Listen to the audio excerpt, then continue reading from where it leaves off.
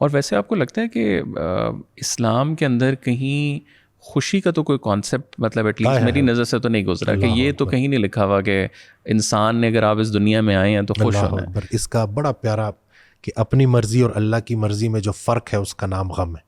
وہ فرق مٹا دو تو اللہ بھی خوش اور آپ بھی خوش.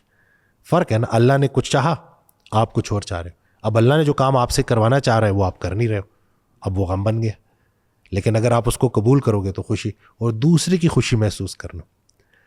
کسی نے پوچھا نا کہ وہ حضرت نے کی کتاب میں لکھا ہوا ہے کہ بارش کی خوبی کیا ہے, تو کہا میرے کھیتوں کو سیراب کرتی ہے. کہتے ہیں بارش کی برائی کیا ہے, میرے بھائی کے کھیتوں کو بھی سیراب کرتی. تو دوسرے کی خوشی آپ کا غم بن جاتی. تو ہم اس معاشرے میں رہ رہے ہیں کہ دوسرے کی خوشی ہمارا غم ہے. اگر دوسرے کی خوشی ہماری خوشی بن جائے نا تو ہمارے غم بھی ختم ہو جائے. فرق صرف اتنا, وہ جو زندگی آمد برائے بندگی, زندگی بے بندگی شرمندگی.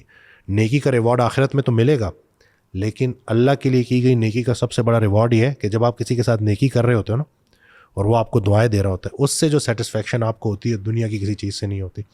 اس کے مقابلے پہ دنیا کی کوئی مرسیڈیز نہیں آ سکتی, دنیا کا کوئی مرتبہ نہیں آ سکتا. یہ بات لوگوں کو سمجھانی ہے کہ 2-4 دن کی بیوقوفی چاہیے, پورا اسلام سمجھ آ جائے گا. سورہ بقرہ کی آیت ہے کہ جب کفار سے کہا جاتا کہ تم لوگ ایمان کیوں نہیں لے کے آتے, تو معاذ اللہ وہ کہتے کہ کیا ہم بھی ان بیوقوفوں کی طرح ایمان لیں. کیونکہ جب آپ اللہ کی راہ پہ چلیں گے نا تو معاشرہ تو آپ کو بیوقوف کہے گا. لیکن وہ رسول اللہ صلی اللہ علیہ وسلم کی ایک بڑی پیاری حدیث ہے کہ اللہ کو اتنی کثرت سے یاد کرو کہ لوگ تمہیں دیوانہ بولیں. تو یہ نہیں کہ آپ نے اپنی زندگی میں اللہ کو اتنا شامل کرنا ہے, جتنا آپ کی کائنات میں اللہ کا حصہ ہے اتنا ہی اللہ کی کائنات میں آپ کا حصہ ہے. تو یہ جو سوشل میڈیا پہ آدھی ادھوری بات سن کے گھر میں اگر جھگڑے ہو رہے ہیں نا, اور گھر میں اگر سیاستیں ہو رہی ہیں, تو اس کا مطلب ہے کہ اپنا ہی نقصان ہو رہا ہے.